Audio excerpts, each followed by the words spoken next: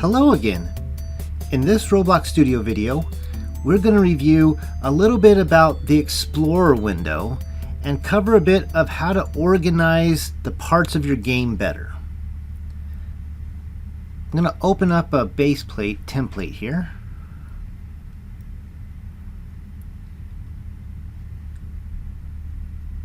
If you're following along, go ahead and add a few different parts to your game. So we did some blocks. I'll add some spheres, some wedges. Alright. As you work on your game, you're going to add more and more parts. Having a way to organize your parts will become much more important so that you don't lose your mind trying to find a part to change its color or its size. With the game window in front of us, we can only see a certain amount of the game, but your game may be much bigger. So there's a way to view all the parts of your game at the same time so you can access any of them whenever you need to. You'll find all the parts to your game in the Explorer window.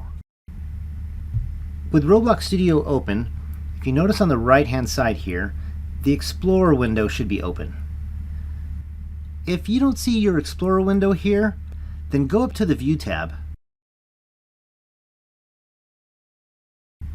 And then on the left here is Explore. Clicking this toggles the Explorer window on and off. Also here, you can toggle your property window on and off as well. Back over here at our Explorer window, we can see that there are a lot of items that are listed below it. The very first one is Workspace.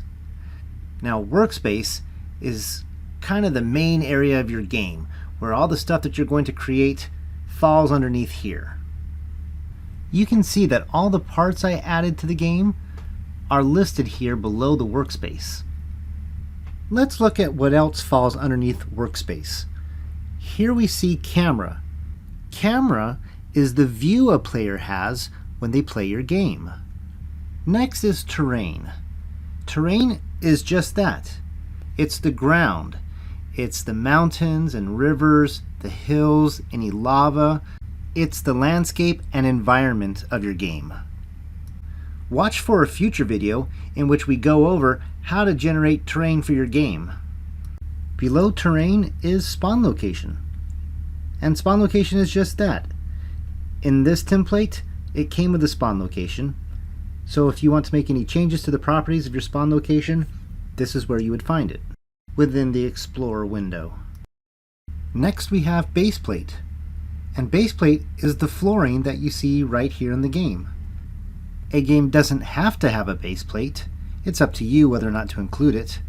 But you can make a game that is generated with terrain, with mountains and ground and rivers and so forth. Or you can create a game where everything is floating in the air. So it's up to you whether or not to include a baseplate. If you do have a baseplate, you can manipulate it.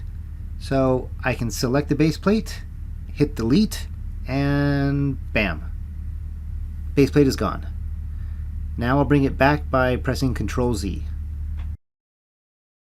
Back to the game here, I'm going to add some cylinders.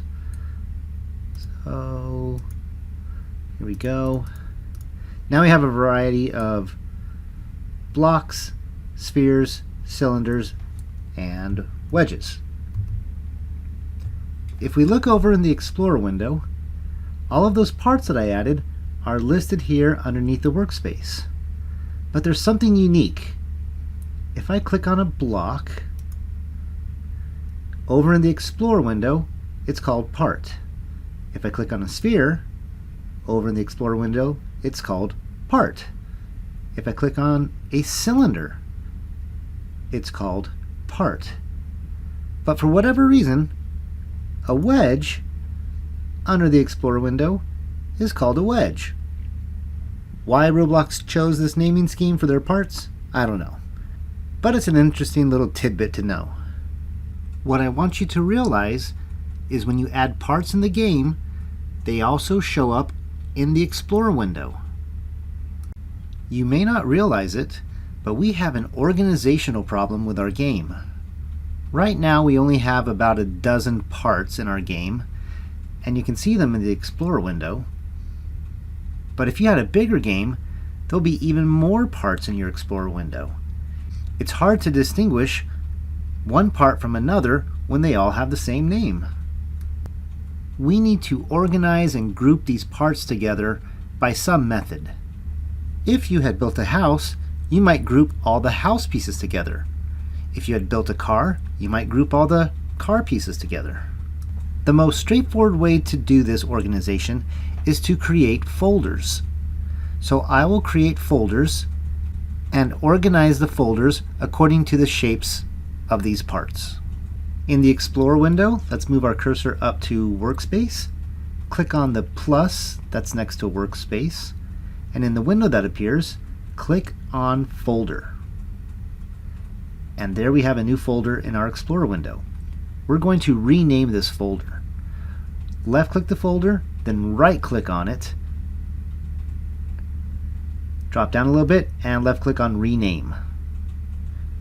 Now let's rename this folder.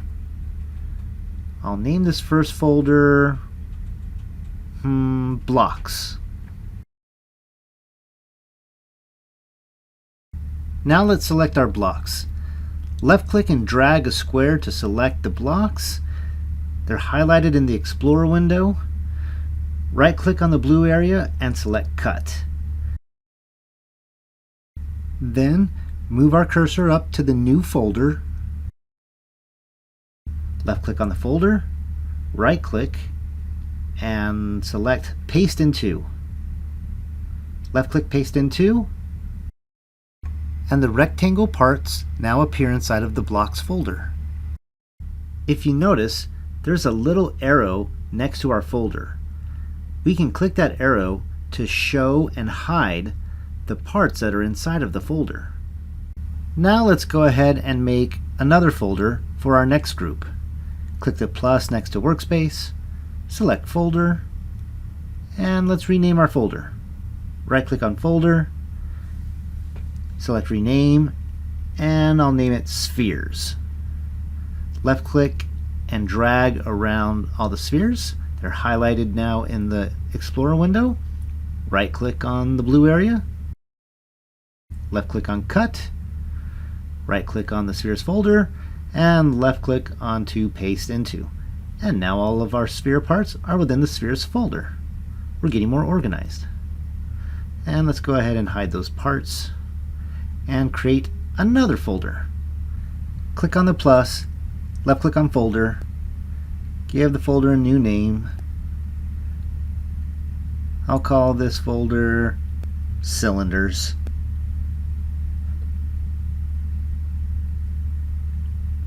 Then let's highlight all the cylinders, right-click on them, cut them, and then paste them into the folder. There we go. One more folder to make. Click the plus, left-click on Folder, rename the folder. I will be really creative and name it Wedges. Select the wedges, cut the wedges, and paste them into the wedges folder. Alright, so good job. We now have our parts organized into folders, and we can find the parts more easily based on the folder names. But there's still a problem. If you look inside each folder, all of the parts inside the folder still have the exact same name. All the wedges are called wedges, all the cylinders are called parts, all the blocks are called parts as well. We need to give each part its own unique name. So for this first part, I will name it Part 1. The next one, Part 2. And this one, Part 3. And the fourth one, Part 4. Giving your parts unique names is even more important when you get into scripting. More to come with that in future videos. I'm going to change the color of my spheres. So this bottom sphere, I will make a blue color. The middle sphere, I'm going to make a green color, and this top sphere, I will make a yellow color. Alright, Now let's name the parts according to their colors. So for this part, I'll name it yellow sphere. And for this sphere, I'll name it green sphere.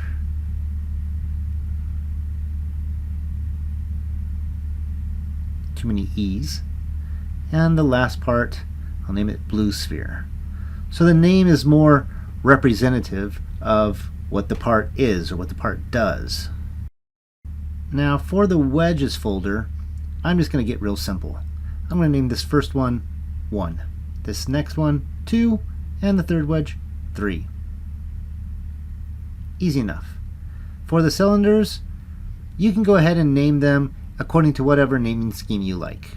I'm just going to leave them alone for now. Let me point out a shortcut to you. You may have noticed when you went to rename a part that there's a shortcut key, F2. So instead of having to right click on a part and hitting rename, just select the part and press F2. Just like that, it's ready to be renamed.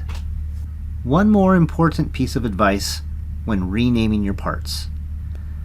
Later on, when you do scripting, it can be a problem for your scripts if you've created part names that have spaces in them. So don't put a space in the name of your part. When I made my spheres, I renamed them with 2 words that were just stuck together. Blue sphere, yellow sphere. But I capitalized the first letter of each word. I hope you enjoyed this video and learned something new about Roblox Studio. Continue on with the next video, where we learn how to change the color and material type of parts. I'll see you then.